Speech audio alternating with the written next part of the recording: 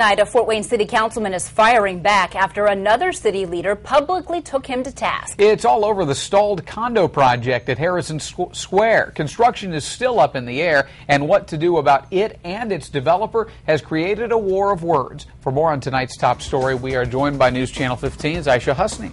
Well, last week we told you that Councilman John Schoaf wanted the city to get tough on the Harrison's developer, Hardball Capital. A few days later, the director of the Redevelopment Commission fired back with an editorial in a local newspaper. He says it wasn't meant to be personal, but that's exactly how Schoaf took it.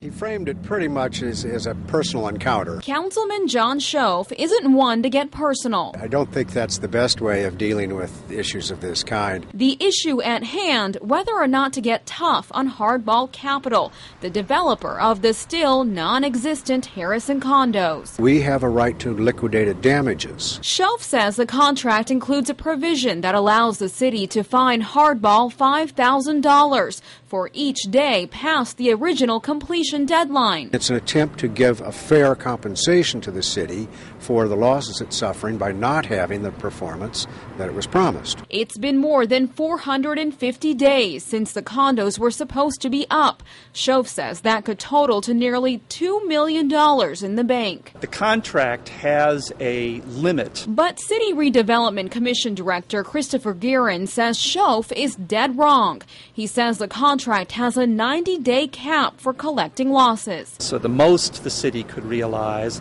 if it wanted to take such a punitive action is $450,000. Mr. Guerin is not an attorney, neither am I. Schoaf, of course, disagrees. He wants Guerin to leave legal matters to the city attorney and not make them personal. I don't think it's appropriate for public policy issues.